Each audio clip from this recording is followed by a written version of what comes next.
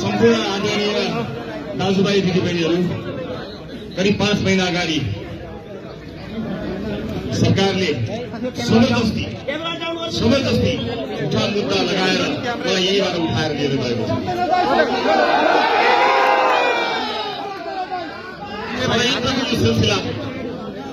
सरकारको षड्यन्त्रको यो सिलसिला सकिएको छैन।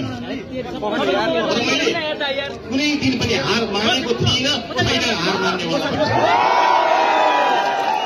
जुनसुकै परिस्थिति सामना गर्नको निमित्त यो राजनीतिको मैदानमा आएको मान्छे जतिसुकै आक्षेप लागोस्, जुनसुकै तराजुमा बसेर आफूलाई पौड्नमा तयार गरेर बसेको मान्छे। यतिखेर म माथि देशका विभिन्न जिल्लाहरूमा मुद्दामाथि मुद्दा लगाइएको छ। सरकारले आफूले गर्न सक्ने जति, हुन सक्ने जति जोड बल लगाएको छ। के भयो के भएन मैले भन्न पर्दैन। कतिपयले भन्ने गर्छन् केही न केही नभएको भए तपाईँ त्यत्रो धाउडी लिन्थ्यो त, अदालतले भनेर केहीले भन्ने गरेका छन्। अदालतको प्रारम्भिक आदेशलाई समेत अपव्याख्या गरेर अपमान गर्ने काम गरिरहेको मैले सुनिरहेको छु। म यति भन्न चाहन्छु, तिमीहरूको 2/3 सरकारले मलाई जिउँदै छोडेको छ, यही नै मेरो जित हो। शरीरमा एक थोपा रगत रहन्जेलसम्म यो लुट तन्त्रको विरोधमा उभिनेछु। चाहे जतिवटा मुद्दा लगाउनु छ लगाऊ, ज्यान मार्नु छ। मैले मेरो व्यक्तिगत जीवनका लागि कहिल्यै केही मागेको छैन, माग्नेवाला पनि छैन। मलाई थाहा छ यदि म राजनीतिमा हुन थिएँ भने मैले यो दुःख खेप्नुपर्ने पनि थिएन। र यसलाई लोकतन्त्रको आडमा, गणतन्त्रको आडमा, संघीय लोकतान्त्रिक गणतन्त्रको आडमा लुटतन्त्र मच्चाइरहेकाहरूलाई खबरदारी गर्न रवि लामी छाने कहिले पनि पछि हट्दैन। म प्रक्रियालाई सम्मान गर्दछु। मैले सोचेको थिएँ केही समय अझै विश्राम गरौं, केही समय शान्त बसौं, किनभने पार्टीका साथीहरूले जिम्मेवारीपूर्वक आफ्नो बलबुतोले भ्याएसम्म काम गरिरहनु भएको छ। मलाई लागेको थियो शान्त बसौं, अझै प्रक्रियालाई सघाउँ। तर सरकारले यसको फाइदा उठाउँदै टाउकोमाथि तरबार झुन्ड्याउँछु भनेर एउटा जिल्लाको अदालतमा त मुद्दा समेत एक ठाउँमा त मुद्दा समेत नबुझाएर राखेको छ। यिनलाई लागेको थियो होला यसको टाउकोमाथि एउटा तरबार राख्यो भने त यो चुपचाप बस्छ, यो डराउँछ भनेर लागेको छ होला। कुनै पनि बेला शिरमाथि राखेको तरबार खसाल म थाप्न तयार भएको छु। म लड्छु, जुनसुकै शक्तिसँग पनि म लड्छु। तर यो लुटतन्त्रलाई टुलु टुलु हेरेर बस्ने लाठी मान्छे चाहिँ म होइन। म टुलु आज यहाँ आइसकेपछि यति कुरा भनिसकेपछि सरकारको मुटुमा के हुन्छ मलाई थाहा छ, तर मलाई केही भन्नु छैन। अदालतको षड्यन्त्र, म सम्मानित अदालतप्रति आशा र भरोसा राखेर हरेक अदालतमा पुगेको छु। कुनै दिन त यस्तो हुन्छ कि 4वटा अदालतमा मैले उपस्थित हुनुपर्छ। तपाईँ अन्दाज गराउनु होला यो एउटा मान्छे एकै दिन बिहिबारका दिन 4-4वटा अदालतमा कसरी उपस्थित हुन्छ होला, कहाँ चाहिँ वकिलहरू पठाउँछ होला, कसरी सम्भव छ होला। तर होस्, जे हुन्छ होस्, थप केही मुद्दा लगाउन बाँकी छ भने पनि लगाओस् सरकारले। मानिसहरू भनिरहेका छन् जनताको आक्रोशलाई नजरअन्दाज गर्ने कोसिस गरिरहेका छन्। म कहाँ आगो बोलेको छ त्यहाँ तापौला र सेकौला भनेर बसेको मान्छे होइन। हामी स्पष्ट रूपमा आएका थियौं, हामीले पहिले भनेका थियौं जनता आक्रोशित छन्, जनतामा एउटा ठूलो आक्रोश आएको छ, निराशा आएको छ। त्यसलाई चिर्नु पर्ने थियो, बदल्नु पर्ने थियो। त्यसलाई व्याख्या गरेर हुँदैन, विश्लेषण गरेर हुँदैन थियो, लेख लेखेर हुँदैन थियो। गराउनका लागि टेलिभिजन थियो, तर टेलिभिजन पर्याप्त भएन। त्यसैले हामीले सक्रिय सुदृढ भनेर घण्टी बजायौं। घण्टी बजाएर 21 जना मान्छे संसदमा आएपछि मलाई लागेको थियो सुने होला अलिकति बहिनी अब त हामी परिवर्तन हुनुपर्छ, सच्चिनुपर्छ भन्ने सोचे होला भन्ने लागेको थियो। तर यिनीहरू घण्टी फुटाउनतर्फ लागे, हामीले सिंहदरबारमा घण्टी बजाएको थियो, यिनीहरू घण्टी फुटाउनतर्फ लागे। मलाई दुःख लाग्छ आदरणीय साथीहरू, यतिखेर लगभग प्रतिपक्ष विहीन भएर बसेको छ। म संचारकर्मी साथीहरूलाई यसरी सरकारी पक्ष नबनिने त विनम्रतापूर्वक अनुरोध गर्न चाहन्छु। यतिखेर सशक्त दह्रो प्रतिपक्षको आवश्यकता छ। यदि तपाईँको इन्टेन्सन लोकतन्त्र बचाउने हो भने, लोकतन्त्रको घोल ओढेर देश लुट्ने हो भने तपाईँको मुखमा लोकतन्त्र र गणतन्त्र सुहाउँदैन। नलिनुहोस् त्यो नाम होइन। साथै लोकतन्त्र बचाउने हो भने प्रतिपक्ष भन्नुहोस्, यतिखेर प्रतिपक्ष मोर्चा बलियो हुन जरुरी छ। म संसारप्रेमी साथीहरूलाई कुनैको घटनामा आफ्नो लाज छोप्ने प्रयास सरकारले नगरोस्, त्यसको सत्य तथ्य छानबिन। नेपालका नागरिकहरू, नेपालका युवाहरू मरेका छन्। त्यसकारणले कतैपट्टि आरोप र प्रत्यारोप गरेर सरकारले आफ्नो कमजोरीलाई लुकाउने कोसिस नगरोस्। म के भन्नु, संयोगले 2 पटक गृहमन्त्री भएको मान्छे हुँ, तर मलाई दुःख लाग्छ 4000 मान्छे आउँदाखेरि पनि जनतालाई जोगाउन नसक्ने गृह मन्त्रालय के नैतिकताले कुर्सीमा बसेको छ मलाई थाहा छैन। मलाई यति मात्र बताउनुहोस्, 4000 मान्छे आउँदाखेरि घरहरू जल्छन्, मानिसहरू सड़कमा ढल्छन् भने तपाईँ हाम्रो सुरक्षा अहिलेको गृह मन्त्रालयको नेतृत्वले गर्न सक्छ कि सक्दैन? छातीमा हात राखेर पटक पटक हाम्रो डीएनए टेस्ट गर्ने कुरा हुन्छ, तिमीहरू के वादी हो, कहाँ वादी हो, कस्तो वादी हो। पटक पटक राष्ट्रपाले कतिवटा जाँच दिनुपर्छ। हामीले लेखेर, बोलेर, देखिएर, भनेर ठाउँ ठाउँमा हामीले बताइसकेका छौँ हामी के हौं, को हौं। वर्तमान संविधानलाई मानेर, व्यवस्थालाई मानेर, परिवर्तनलाई स्वीकार गरेर आएको राजनीतिक दल हो रासोपा। कतिपटक सुन्न चाहनुहुन्छ? गणतन्त्रवादीको कित्तामा छैनौ कि भनेर लुटतन्त्रलाई प्रश्रय दिनका लागि गणतन्त्रवादी होइनौ कि लोकतन्त्रवादी होइनौ कि भनेर हिलो छाप्ने जुन प्रयास गरिरहनु भएको छ, म तपाईँहरूलाई स्पष्ट पार्न चाहन्छु। जहाँ तपाईँ उभिरहनु भएको छ त्यो गणतन्त्र होइन, तपाईँले गणतन्त्रको खोल ओढ्नु भएको छ, लोकतन्त्रको खोल ओढ्नु भएको छ। रासोपा खोल ओढ्दैन। रासोपाले आफ्नो कुरा स्पष्टसँग राखेको छ। तर तपाईँको करतुत लुकाउनका लागि तपाईँको कित्तामा उभिएर फोटो खिचाउने रहर रासोपालाई छैन। जनताको पक्षमा रासोपा छ, परिवर्तनको पक्षमा रासोपा छ। त्यसैले उपस्थित आमाबुवा, दाजुभाइ, दिदीबहिनीहरू, हामीले फेर्नुपर्ने धेरै कुराहरू छन्। त्यसैका लागि हामी प्रतिबद्ध भएर आएका छौँ। हामी हिंसाको विरोधी हौं। कुनै पनि किसिमको लुटपाट, हिंसाका गतिविधिहरू नहुन् भन्ने कुरामा हामी सचेत छौं र लोकतन्त्रभन्दा उन्नत तन्त्र कहीँ कतै आजसम्म देखिएको छैन। यो कुरामा हामी स्पष्ट छौं, प्रतिबद्ध छौं। तर लोकतन्त्रको नाम दिएर आफ्नो वर्षौंको लुटलाई अनुमोदन गर्ने जुन दुष्प्रयास नेतातन्त्रले गरिरहेको छ, लुटतन्त्रले गरिरहेको छ, त्यसका विरुद्ध त ज्यान गए पनि हामी पछि हट्नेवाला छैनौं, निरन्तर लागिरहनेछौँ। उपस्थित दाजुभाइ, दिदीबहिनीहरू, कुन बेला कतिखेर सरकारले मेरो आवाज थुत्नेछ मलाई थाहा छैन। मेरो आवाज थुतियो भने त्यो आवाज बन्न तपाईँले प्रतिबद्धता व्यक्त गर्नुपर्नेछ। रासोपा कमजोर पार्न सकिन्छ कि, रासोपालाई फुटाउन सकिन्छ कि, रासोपालाई टुटाउन सकिन्छ कि, विभाजित गर्न सकिन्छ कि भन्ने कुरामा मानिसहरू लागि परिरहेका छन्। म तपाईँलाई प्रतिबद्ध हुनको निमित्त आह्वान गर्न चाहन्छु। हामीसँग एउटै उपाय छ, जुन बाटो हामी रहेका छौं, लोकतान्त्रिक उपाय। लोकतन्त्रको बाटो गरेर हामीले शान्त विद्रोह गर्यौं, तर हामीमाथि प्रतिशोध साँझो राज्यले के चाहिएको हो सरकारलाई। मैले पार्लियामेन्टमा उभिएर भनेको थिएँ, 2/3 सरकार, यो दुईटा ठूला राजनीतिक दल मिलेर बनेको सरकार, यो त सफल हुनेवाला त छैन। अलग अलग तपाईहरूले के गर्नुभयो देखिहालियो। शब्दहरूमा अन्यथा नलिनु होला। दुईटा चोर मिलेर साधु हुँदैन। यसलाई मिठे गरी पनि भन्न सकिन्थ्यो होला, तर मेरा तीता अनुभवहरूले थाहा छैन मेरो स्वरमा ती मिठास आउँछन् कि आउँदैनन्, अथवा त्यो मिठास आउन कति समय लाग्छ मलाई थाहा छैन। मैले पार्लियामेन्टमा स्पष्ट रूपमा भनेको थिएँ, यो ऐतिहासिक भूल हुन्छ। यदि यो सरकारले डेलिभरी दिन सकेन भने त्यसको परिणाम के हुन्छ भन्ने कुरा तपाईँले सोच्नु भएको छ। मैले संसदमा उभिएर भनेको थिएँ, आज परिणाम देखिएको छ।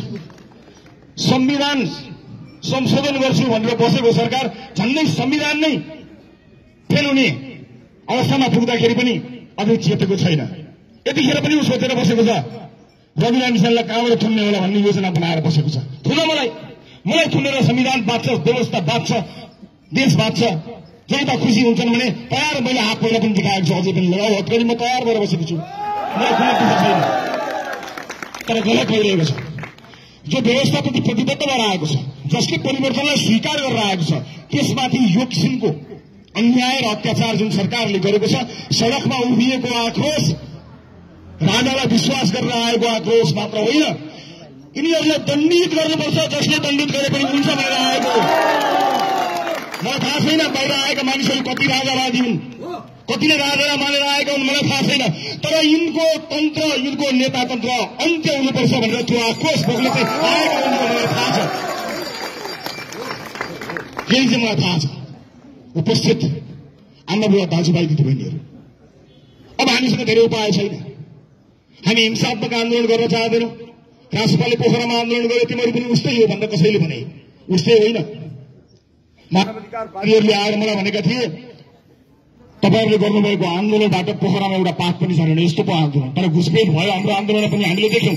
जुन दिन अदालतमा मुद्दा बुझायो हाम्रो पार्टीले विज्ञप्ति निकालेर भन्यो अब कुनै पनि आन्दोलन नगर्नुहोला, किनकि सरकारको हातबाट अब अदालतमा गएको छ, हामीले अदालतलाई सम्मान गर्छौं भनेर भनेका हौं। तर यिनलाई त्यो पनि रुचेन।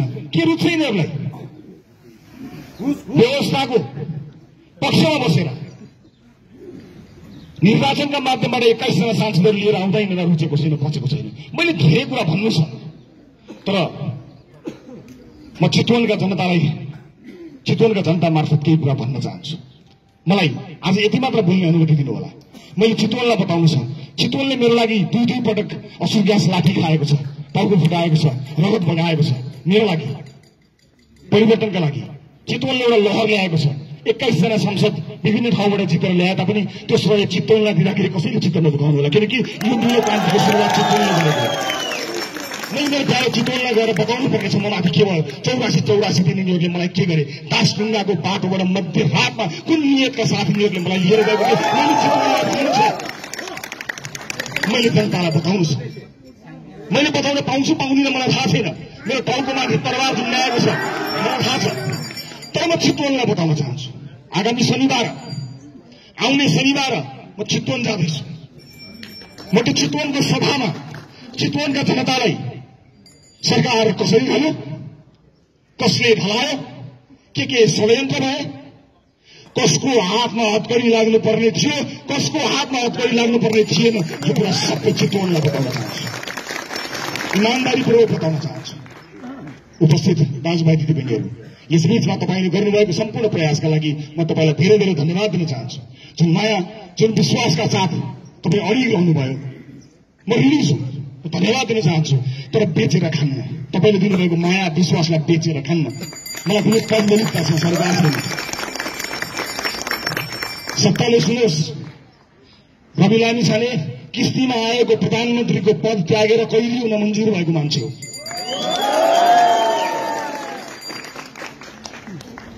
व्यक्ति जित्नु ठुलो कुरो होइन। मसँग एउटा विश्व रेकर्डको सर्टिफिकेट पनि छ। प्रधानमन्त्रीको घरको सर्टिफिकेट भएर सिंहदरबारमा एउटा फोटो टाँसिन्थ्यो होला। त्यसले के फरक पर्छ? त्यसले फरक पर्दैन। फरक पर्नको लागि तपाईँ हामीले जुन अभियान सुरु गरेका छौं त्यसलाई टुङ्गोमा पुर्याएपछि मात्र फरक। यस पटक साथी हो, मैले ज्यानको माया मारेको छु। तपाईँले पदको लोभ गर्नुभयो भने तपाईँलाई र मलाई पाप लाग्छ। मैले ज्यानको माया मारेको छु। यिनका बिचौलिया मैले नदेखेको, नचिनेको, नसुनेको होइन। यिनीहरूसँग शिर झुकाएको भए म सायद मन्त्री पनि हुन्थ्यो होला, प्रधानमन्त्री पनि हुन्थ्यो होला, सरकार पनि ढल्दैन थियो होला। तर ज्यानका यिनका अगाडि शिर झुकाउँदिन, शिर झुकाउँदिन। अब यिनले मलाई गर्न बाँकी भनेको गोली हान्ने हो, म तयार छु। यसै पनि बीच सडकमा एकजना मान्छेलाई गोली हानेर मारेको पापी सरकार होइन अस्ति भर्खरै? के नियतले मलाई मध्यरातमा त्रिशुलको तिरैतिर दासढुङ्गा हुँदै लिएर गयो? मेरो परिवारलाई, मेरो वकिललाई कसैलाई थाहा नदिकन लुकाएर मध्यरातमा के नियतले मलाई उठाएर लिएर गयो? सबैसँग जग जाहेर छ। त्यसैले कुनै पनि हालतमा यो अभियानमा लोभ लालचमा राख्नु होला। एकपटक हामीले त्याग गर्ने हो। यो त्याग भनेको ज्यान जाने त्याग होइन। राष्ट्रपालले कसैको ज्यान लिने खालको न आह्वान गर्छ न कुनै इसारा छ। तपाईहरुले एकपटक योग्य मान्छेहरूलाई ल्याएर आजको सदनमा रासोपा हटाउनुहोस्। त्यो सदन हुँदैन। रासोपा छ, त्यस कारणले सदन भएको छ। कल्पना गर्नुहोस्, एकपटक म तपाईसँग केही पनि माग्दिन। एकपटक यो पदको लोभ छोडेर मैले कुन पदमा आज रासोपामा आफू आसीन भए भन्ने कुरालाई बिर्सिएर आउने चुनावमा 101 उम्मेद्वार उठाउनका लागि प्रतिबद्ध बन्नुहोस्। हामीले उम्मेद्वार उठाउनुमा हामीले गल्ती गरेनौं भने जहाँ उठ्यो त्यही जित्छौं, कहीँ हार्दैन।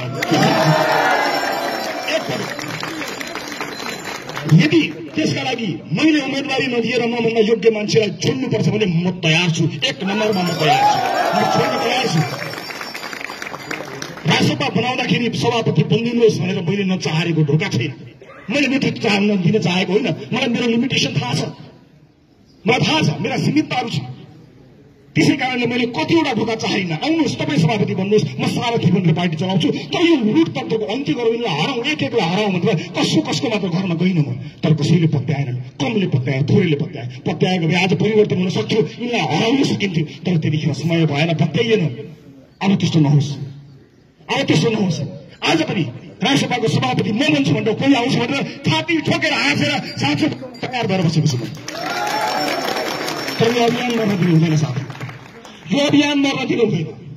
आफ्नो पद, आफ्नो सानो लाभको घेराभित्र बस्यौँ भने तपाईँ हामी सकिन्छौँ। हामी सकियौँ भने यिनीहरूको राज चलिरहन्छ। यसलाई अनुमोदन गर्न दिनु हुँदैन। जनआक्रोश बाँकी नै छ। त्यो आक्रोशलाई हामीले सम्बोधन गर्नुपर्ने हुन्छ। त्यसका लागि हामी तयार हुनुपर्छ। कसैलाई गाली गरेर, कसैलाई होच्याएर केही हुनेवाला पनि छैन। र फेरि पनि तपाईँलाई भन्न चाहन्छु, सरकारबाट हामी होसियार हुनुपर्छ। 4000 मान्छे आउँदाखेरि यो सरकार जनतालाई जोगाउन सक्दैन। यो सरकारको गृहमन्त्रीज्यूलाई म के भन्नु भन्यो भने प्रतिशोध खाने जस्तो होला। विवाह बुझै गरेर गएका उमेर पुगेका अन्तर्जातीय टोलीलाई पक्रनको निमित्त मुम्बईसम्म पुलिस पठाउन सक्ने यो सरकार यहाँ 4000 मान्छे आउँदा जनता जोगाउन सक्दैन।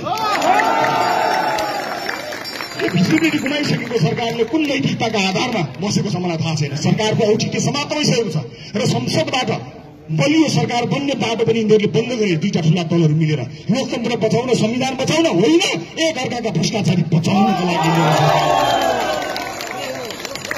देखाउ बचाएर थोरै बिलामी छैन। तयार छु, म पार्टीको जिम्मेवारीमा फेरि फर्किनेवाला थिइनँ। तर यिनीहरूले मैले उच्च नैतिकता देखाउँदाखेरि यिनीहरूले यो प्रतिशोधलाई अनुमोदन गर्नेछ। त्यस कारणले मैले अब बेला भएको छ, अब चाहिँ पार्टीको नेतृत्व पनि सम्हाल्छु। जुन दिन धुलिन्छु तर जबसम्म रहन्छु तबसम्म पार्टीलाई फेरि अर्को एउटा नेतृत्व दिएर त्यसैले दाजुभाइ दिदीबहिनीहरू, मेरा बाँकी कुरा म चितवनमा भन्ने छु। चितवनमा केही विशेष कुरा भन्नु छ। मैले अघि पनि भनिहालेँ, सभा आउँदो शनिबार चितवनमा हुनेछ। यो सरकारले मलाई फेरि थुनेछ भने यसको विश्वास छैन।